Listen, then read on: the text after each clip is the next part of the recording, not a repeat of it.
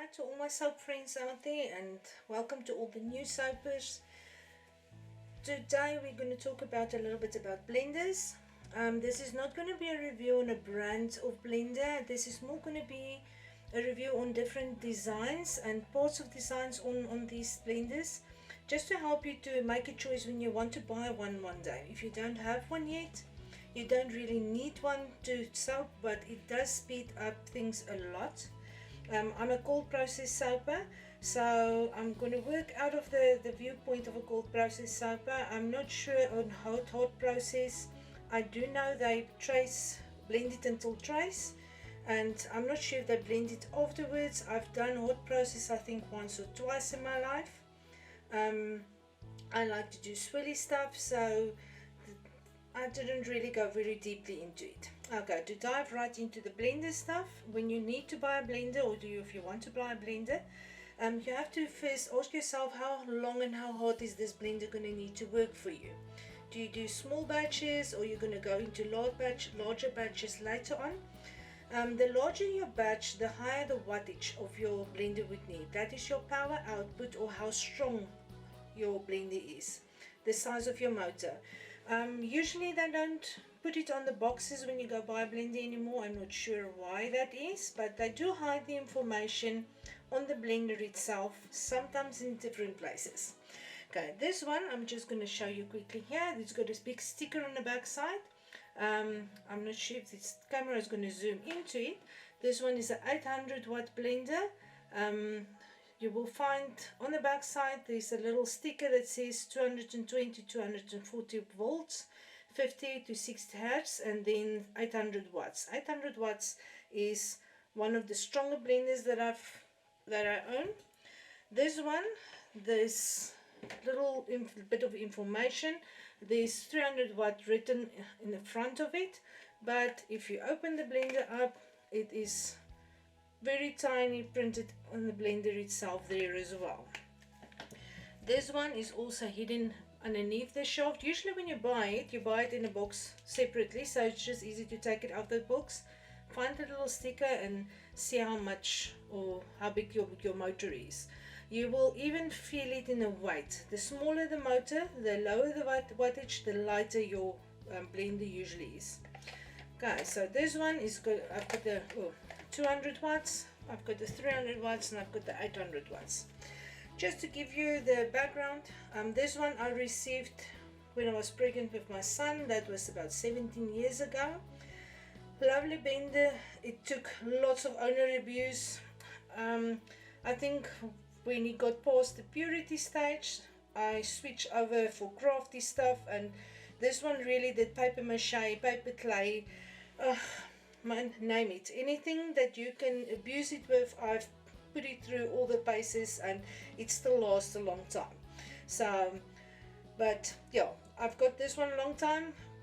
With all the owner's abuse, it's got this screeching, terrible, horrible noise it started to make after 17 years. So I decided, okay, it's time to buy a second one, just for a backup when this one decides, okay, it had its last of owner's abuse, it doesn't want to take it anymore. And then I went and I bought this one.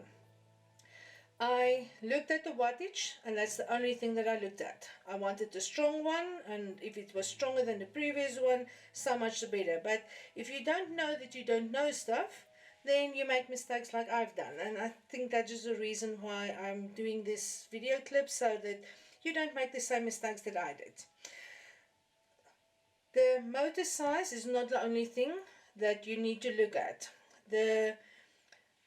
Because this one was such a perfect blender, I didn't really know what to look out for. The next thing that you need to look at, except for the wattage, is your shaft size, or your shaft length.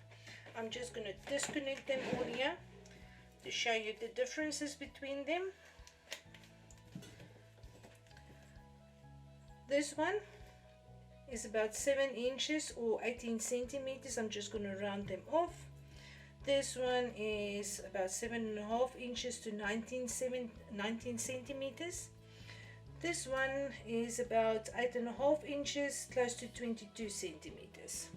So obviously the longer your shaft length, the deeper you can put it into the oil, and the more oil that you can blend at the same time.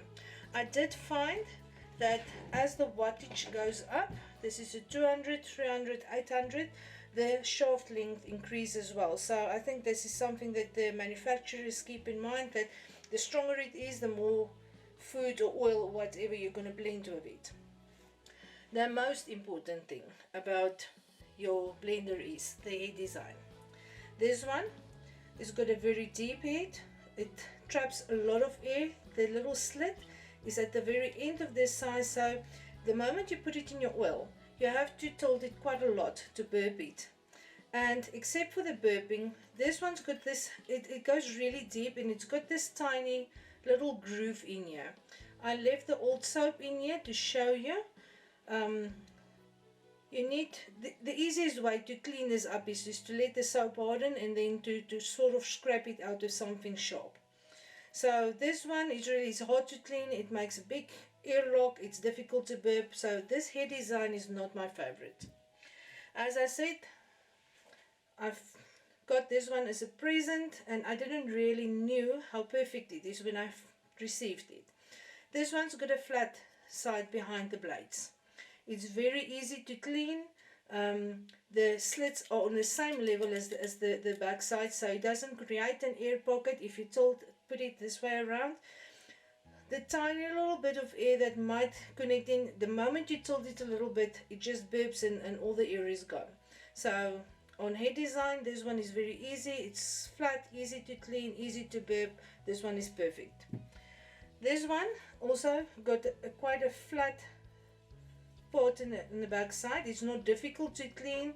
The way that it is designed here, it's easy to wipe out, but it does have a very big air pocket size here. They brought the slits out to this side, so for soaping this is not the ideal one to use, because let me just use the ruler here. From the back side to where the slit starts is about 1 inch. It's 2.5 centimeters. It's really a deep pocket that it creates there. Even if you tilt it, it still traps a lot of air. You have to tilt it, you have to tilt your bucket, everything really a lot to just get all the air out of here. So that is the other thing. Then the last thing, that's not really a big issue for many people, because they like to connect the blenders, they use it and they stand it upright. I bump things over, I bump it into my newly designed swirly soap and mess things up, so I prefer to connect it and disconnect it. I will leave this in the bucket, disconnect it, put it to one side. Even if I take it out of the bucket, I always disconnect my stuff. So this one is also, it just clicks in like this to the anti-clockwise. This one clicks the other way, it's clockwise, but it's easy to connect and disconnect. This one, even if I drill holes in this thing to release the air pockets, what puts me off a lot is the way that this connects. It have to line up perfectly. I made a little mark on it with Q-Tex just to make it easier for me to line it up. You have to press it quite hard. Then it's got 2 little buttons on the side. To disconnect this, you have to press both of them, and you have to pull quite hard. So I don't have the patience to connect and disconnect this one. I very seldom use it. I bought it because it's got a strong motor, it looks fancy, it's got variable speed, it's got a slow button and a fast button. You can change the speed on the back.